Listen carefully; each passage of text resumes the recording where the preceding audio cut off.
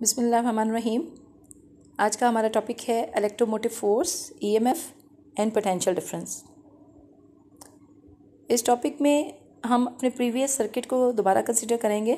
जैसा कि आपने देखा कि सोर्स ऑफ इलेक्ट्रिकल एनर्जी, कोई भी सेल या बैटरी जो है, जब हम उसको रेजिस्टेंस के साथ कनेक्ट करते हैं तो हम देखते हैं कि वो रेजिस्टेंस के अक्रॉस स्टेडी करंट मेंटेन करने में हेल्प करती है। जैसा कि आपको सर्किट नंबर 13.17 में दिखाया गया है कि एक आपका सोर्स है, कोई भी सेल या बैटरी है, और उसको आपने रेजिस्टेंस के साथ कनेक्ट किया है, तो ये कॉन्टिन्यूसली इस रेजिस्टेंस के अक्रॉस क्या करेगा, करंट को फ्लो करेगा, स्टेडी करंट फ्लो करेगा। और ये जो सेल है, इसका काम क्या है कि कॉन्टिन्यूसली ये एनर्जी सप्लाई कर रहा है चार्जेस को, और वही चार्जेस को जो ये एनर्जी सप्लाई करता है वो डिसिपेट होती है अक्रॉस द रेजिस्टेंस। अब आप सपोज करें कि when the steady current has been establish in the circuit, इसके अंदर स्टेडी करंट फ्लो कर रहा है, तो उस वक्त आप इसकी एक पार्ट में यानी क्रॉस सेक्शन में देखेंगे कि चार्ज आपका डेल्टा क्यू चार्ज पास कर रहा है डेल्टा टी टाइम में। तो during the course of the motion this charge enters the cell at its low potential and leave at its high potential end. तो इसमें आप देखेंगे कि होता क्या है कि जो लोअर पोटेंशियल एंड है, ये लोअर टर्मिनल जो दिखाया गया है सेल का, उसमें से जो चार्जेस हैं वो आपके एंटर करते हैं, और आपको ये जो सेल है ये उन चार्जेस को एनर्जी प्रोवाइड करता है to go to the high potential. ये हाई पोटेंशियल पे पहुंचते हैं और उसके बाद ये अक्रॉस द रेजिस्टेंस ये जो चार्जेस हैं ये मूव करते हैं। तो सोर्स जो है ये उसको कॉन्टिन्यूसली एनर्जी सप्लाई कर रहा है, जो कि डेल्टा डब्ल्यू, आपने प्रीवियस लेक्चर में भी देखा। डेल्टा डब्ल्यू जो है उन पॉजिटिव चार्जेस को एनर्जी सप्लाई कर रहा है to go from lower terminal to the higher terminal, और उसके बाद यही जो चार्जेस हैं ये फिर फ्लो कर रहे हैं थ्रू द रजिस्टर। अभी जो ईएमएफ है ऑफ द सेल या ऑफ द सोर्स, आप इसको कह सकते हैं कि ये energy supply to unit charge by the cell है। आप इसकी डेफिनेशन को इस तरह से कह सकते हैं कि ये वो एनर्जी है जो कि यूनिट पॉजिटिव चार्ज को सप्लाई कर रहे हैं सेल या सोर्स, वो आपकी कहलाती है इलेक्ट्रोमोटिव फोर्स। तो इसमें आप देखते हैं कि इस एनर्जी को प्रोवाइड करने का क्या मकसद है, in order to maintain the constant current through the conductor, a source of the potential difference required. तो यही वो सोर्स ऑफ पोटेंशियल डिफरेंस है जो आपने यहाँ पे अप्लाई किया ताकि कांस्टेंट या स्टेडी करंट जो है वो फ्लो कर सके। और इस सोर्स की जो स्ट्रेंथ होगी, स्ट्रेंथ ऑफ द सोर्स जो है वो आपकी कहलाएगी इलेक्ट्रोमोटिव फोर्स। तो यहाँ से आप इलेक्ट्रोमोटिव फोर्स को डेल्टा डब्ल्यू व डेल्टा क्यू यानी एनर्जी सप्लायर जो है यूनिट चार्ज वो आप ले सकते हैं, और इसको ई से आप जाहिर कर सकते हैं। यहाँ पे इलेक्ट्रोमोटिव फोर्स जो है, जैसा कि आपको नाम से लग रहा है कि एक फोर्स है, वो कहते हैं यहाँ पे आप ये नोट करें कि ये एक फोर्स नहीं है, बल्कि आप इसको न्यूटन्स में मैयर नहीं कर सकते। आप देखते हैं कि energy supplied per unit charge है, यानी delta W by delta Q है। डब्ल्यू जो है आप वर्क डन जो है या अपनी एनर्जी जो उसको आप जाउल्स में लेते हैं, और जो चार्ज है उसको कूलम में लेते हैं। तो जाउल पर कूलम आपको पता है कि ये वोल्ट के बराबर होता है। तो आप न्यूटन्स में इलेक्ट्रोमोटिव फोर्स को मैयर करने के बजाय वोल्ट्स में मैयर करते हैं। तो यहाँ से जो energy supplied by the cell to the charge carriers है, ये जो आप ड्राइव करते हैं, यानी एनर्जी कहाँ से आती है, जो सेल उसको प्रोवाइड कर रहा होता है चार्जेस को to go to high potential. ये एनर्जी जो है वो केमिकल एनर्जी होती है, एक्चुअली जो सेल के अंदर केमिकल एनर्जी मौजूद होती है उसी की कन्वर्जन होती है इनटू द इलेक्ट्रिकल एनर्जी। अब हम बात करते हैं कि जब आपका सेल या आपका कोई सोर्स कनेक्ट होता है, तो बाकी कंपोनेंट्स जब आपके किसी सर्किट में कनेक्ट होते हैं तो उन सब के अंदर कुछ ना कुछ रेजिस्टेंस जो है वो मौजूद होती है। इसी तरह like other components in a circuit, a cells also offer some resistance और इंटरनल रेजिस्टेंस। तो जो आपका सेल होता है, सेल की कॉन्फ़िगरेशन आपको पता है कि उसके अंदर इलेक्ट्रोलाइट मौजूद होता है। इलेक्ट्रोलाइट जो कि आपका सोल्यूशन होता है जिसके अंदर से आप जो है वो चार्जेस फ्लो करवाते हैं, और उसके अंदर इलेक्ट्रोड्स मौजूद होते हैं, 2 इलेक्ट्रोड्स मौजूद होते हैं। तो इलेक्ट्रोड्स के दरमियान जो इलेक्ट्रोलाइट है उसके अंदर भी कुछ ना कुछ रेजिस्टेंस मौजूद होती है। वो जो रेजिस्टेंस है वो internal resistance of the cell कहलाती है। तो जब आप किसी कंपोनेंट की इंटरनल रेजिस्टेंस की बात करते हैं तो आप उसको स्मॉल आर से शो करते हैं। जब आप एक्सटर्नली कोई रेजिस्टेंस कनेक्ट करते हैं किसी सर्किट में तो आप उसे कैपिटल आर से शो करते हैं। क्योंकि इस वक्त हम सेल की इंटरनल रेजिस्टेंस की बात कर रहे हैं, तो आप फिगर नंबर 13.18 में देख सकते हैं कि आपको सोर्स के साथ एक स्मॉल रेजिस्टेंस आर नज़र आ रही है, और उसको आपने इनक्लोज कर दिया एक शेप में। ये जो आपकी रेजिस्टेंस है ये एक्सटर्नली कनेक्टेड नहीं है, बल्कि ये सेल की इंटरनल रेजिस्टेंस है। अगर हम सेल की इंटरनल रेजिस्टेंस को भी अपने अकाउंट में ले आएँ या फिर इसको भी कंसीडर करें, तो cell of the EMF having an internal resistance R, ये इक्विवेलेंट होगी किसके, आप कह सकते हैं कि आप प्योर ईएमएफ ले लें यानी जिसके अंदर कोई रेजिस्टेंस नहीं है, और उसके साथ आर को सीरीज़ में कनेक्ट कर दें। तो इस तरह से आपके पास जो इस वक्त ईएमएफ सोर्स आपको नज़र आ रहा है, इसकी इंटरनल रेजिस्टेंस इसके साथ आपको सीरीज़ में शो करवाई गई है। ये इंटरनल रेजिस्टेंस सेल में मौजूद होती है, जो कि इसमें आपको हम कंसीडर करके दिखा रहे हैं। Let us consider the performance of the cell of EMF E and internal resistance R as shown the figure number 13.19। अब आप 13.19 में देखें कि अगर आप इंटरनल रेजिस्टेंस जो है ईएमएफ की या सेल की कंसीडर करते हैं तो उस वक्त उसकी परफॉर्मेंस क्या है। तो इसके लिए अगर आप ईएमएफ जो आपका सोर्स है या बैटरी है या सेल है, इसके साथ आप एक वोल्ट मीटर कनेक्ट कर रहे हैं। अब वोल्ट मीटर जो है, आपको पता है कि वोल्ट मीटर एक तो पैरेलल कनेक्ट किया जाता है, जहाँ पे आपको जो है वो वोल्टेजेस मेजर करने होते हैं या पोटेंशियल डिफरेंस मेजर करना होता है। तो आप कोई ईएमएफ या पोटेंशियल डिफरेंस मेजर करने के लिए वोल्ट मीटर को इस्तेमाल करते हैं। तो वोल्ट मीटर आपका कनेक्टेड है parallel to the EMF source. आप इसमें देख सकते हैं कि आपके पास एक स्विच जो है वो भी कनेक्टेड है। अब अगर आप इस स्विच को ओपन कर दें तो आप देखेंगे कि आपका जो वोल्ट मीटर है वो सिर्फ आपके ईएमएफ सोर्स के साथ कनेक्टेड होगा। इसी तरह अगर आप अपने स्विच को क्लोज़ कर दें तो आपका जो पूरा सर्किट है वो क्लोज सर्किट के तौर पे काम करेगा और यहाँ पे करंट जो है वो फ्लो करेगा। तो हम इसमें देखते हैं कि voltmeter is infinite resistance measure the potential difference across the external resistance R और the potential difference V across the terminals of the cell.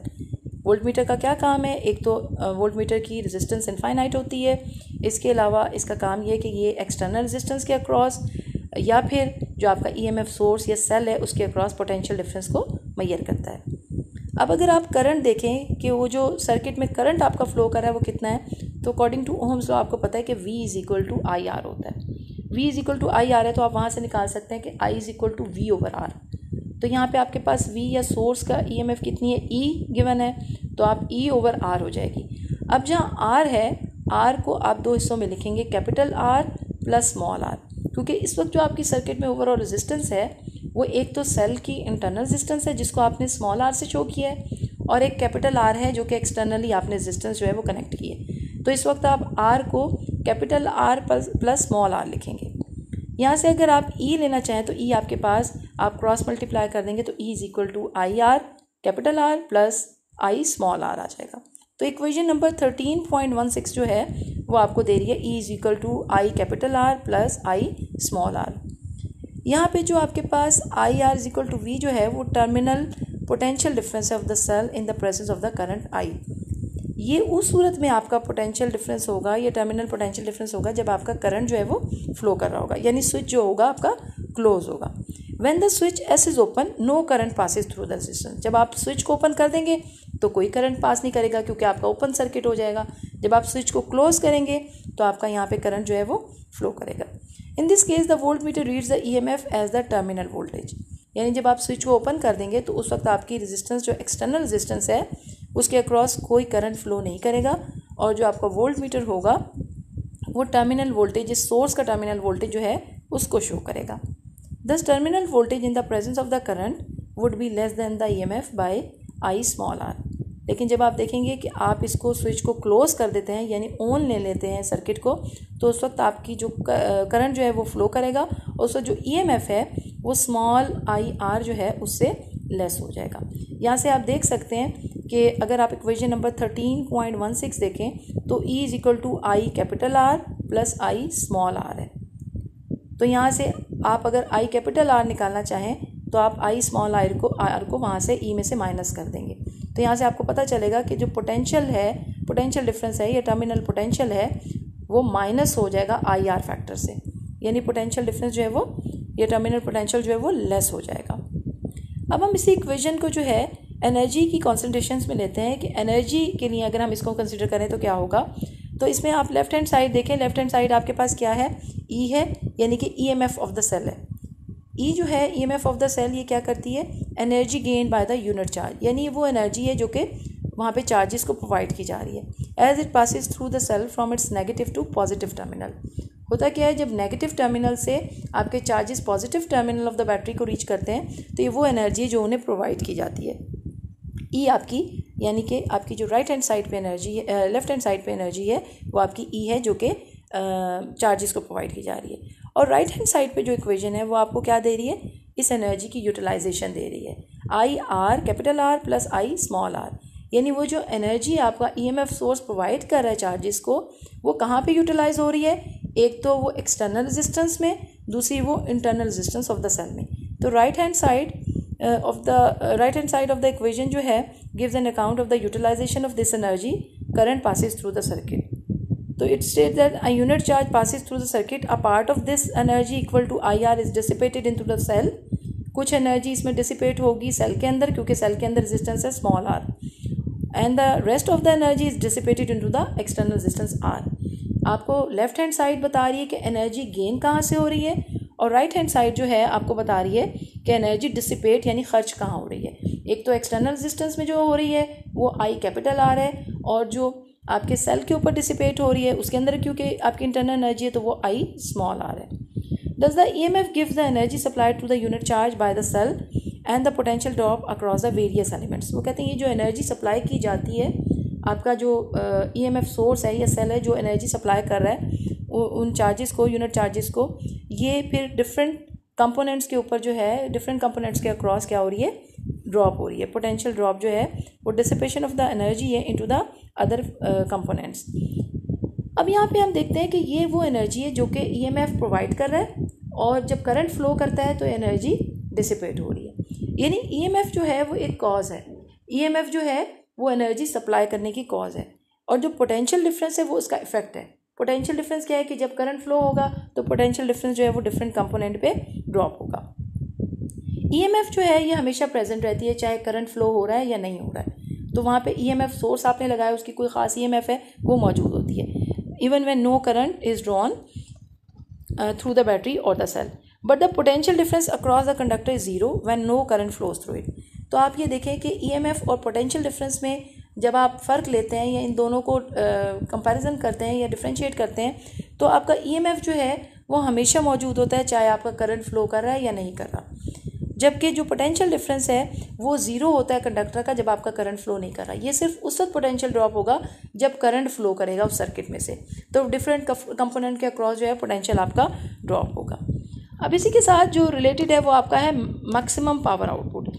इसी में आप फिगर नंबर 13.19 को जो आपने कंसिडर किया था सर्किट को, उसमें करंट फ्लो कर रहा था through the register, charges flow कर रहे थे from the point of the, जब आपने बात कर ली कि चार्जेस लोअर टर्मिनल से हायर टर्मिनल पे सेल के मूव करते हैं, तो सेल जो है उन्हें कॉन्टीन्यूसली एनर्जी प्रोवाइड करता है। जब हायर पोटेंशियल पे पहुंचे तो अब उन्होंने अक्रॉस द रेजिस्टेंस फ्लो करना है, यानी करंट फ्लो करना है थ्रू द रजिस्टर आर। ये जो चार्जेस हैं अब ये फ्लो करेंगे from higher potential to lower potential. पहले ये मूव कर रहे थे फ्रॉम लोअर टू हायर, जो कि इंटरनली बैटरी में से यानी लोअर टर्मिनल से हायर पोटेंशियल की तरफ उस बैटरी जो है उसको एनर्जी प्रोवाइड करके लेके जा रही थी। अब हायर पोटेंशियल से ये जो रेजिस्टेंस आपके सर्किट में लगी हुई है उसके थ्रू इसने क्या करना है? मूव करना है। तो ये जब हायर से लोअर की तरफ आपका करंट आएगा तो उस वक्त जो है they lose the potential energy. पहले ये एनर्जी गेन कर रहे थे, अब ये एनर्जी लूज़ कर रहे हैं। यानी पोटेंशियल एनर्जी जब लोअर टू हायर जा रहा था तो एनर्जी गेन हो रही थी, अब क्योंकि higher potential to lower potential आ रहा है तो एनर्जी जो है वो लूज़ हो रही है। अब आप अगर कंसीडर कर लें कि V is the potential difference across the R, यानी कितना पोटेंशियल ड्रॉप हो रहा है अक्रॉस द आर, वो V है, तो आप कहते हैं the loss of potential energy per second is VI। तो इस वक्त आप कहते हैं कि आपका पोटेंशियल जो एनर्जी जो ड्रॉप हो रही है वो कितनी है? VI है। This loss of energy per second appear in the form of the energy and is now the power deliver to R by current I। तो ये वो एनर्जी है जो कि लॉस हो रही है उस रजिस्टर के अक्रॉस, और आप कहते हैं कि ये पावर डिलीवर्ड है जो कि लोड को पावर डिलीवर की जा रही है by the current I। Current I जब इसमें से फ्लो करता है तो इतनी पावर जो है वो डिलीवर की जा रही है टू R। तो अगर आप पावर डिलीवर्ड निकालना चाहें तो आपने पावर के लिए फॉर्मूला पढ़ा है, power deliver to R, P out is equal to VI। P is equal to VI आपने सिंपली पढ़ा है, क्योंकि ये आउटपुट आपका लोड है तो उसके लिए आप P आउट जो है वो यूज़ कर सकते हैं। इसके अलावा आपने ये भी पढ़ा है कि P is equal to I square R, इसकी ये फॉर्म भी पढ़ी है आपने। तो I स्क्वायर R की फॉर्म में अगर हम ले लें तो I आपके पास आपने अभी देखा कि आपने निकाला है कि E over R plus R, तो I स्क्वायर के लिए ये क्या आ जाएगा? E square over R plus R का होल स्क्वायर। तो आप इसमें सिंपली I स्क्वायर की वैल्यू जो है वो पुट कर दें, आप देखेंगे कि आपके पास P आउट आ रहा है E square R divided by R plus R का स्क्वायर। तो आप इसमें जो है अगर देखें कि E स्क्वायर R और नीचे जो है आपने सिंपली क्या कर लिया, इसको आपने सिंपली इसको ओपन करके रीअरेंज कर दिए। Equation number 13.17। तो आप इसमें से देखते हैं कि डिनोमिनेटर में आपके पास जो फैक्टर मौजूद है उसमें कैपिटल आर और स्मॉल आर है। जब कैपिटल आर स्मॉल आर के बराबर हो जाएगा, यानी एक्सटर्नल रेजिस्टेंस और रेजिस्टेंस ऑफ द सेल आपके पास बराबर हो जाए, तो आपके पास आर माइनस आर ये वाला फैक्टर कैंसिल हो जाएगा। जब डिनोमिनेटर में ये फैक्टर कैंसिल हो जाएगा तो आपके पास जो पी आउट है वो लीस्ट वैल्यू देगी। ठीक है ना, पी आउट वो कहते हैं when R equal to R the denominator of the expression P out is least. तो पी आउट के जो डिनोमिनेटर में वैल्यू पड़ी है वो लीस्ट होगी, और पी आउट जो है वो जब डिनोमिनेटर आपको पता है कि किसी फ्रैक्शन का लीस्ट होता है तो ओवरऑल जो फ्रैक्शन होती है वो मैक्सिमम होती है। तो डिनोमिनेटर लीस्ट हो जाएगा तो पी आउट ओवरऑल क्या हो जाएगा, मैक्सिमम हो जाएगा। तो यानी आपकी मैक्सिमम पावर कब डिलीवर होगी रेजिस्टेंस को, जब रेजिस्टेंस ऑफ जो लोड है या एक्सटर्नल रेजिस्टेंस है वो बराबर हो जाए सेल की रेजिस्टेंस में, यानी when the internal resistance of the source equals the load resistance. तो आप कहते हैं value of the maximum output power जो है वो आपके पास आ जाएगी, और आप कह सकते हैं इक्वेशन नंबर 13.17 जो है आपका एक फैक्टर कैंसिल हो गया है, एक फैक्टर ऊपर नीचे आर का भी कैंसिल हो गया, तो आपके पास जो मैक्सिमम पावर आएगी वो होगी E²/4R। तो ये मैक्सिमम पावर आउटपुट होगी जो कि डिलीवर होगी लोड को।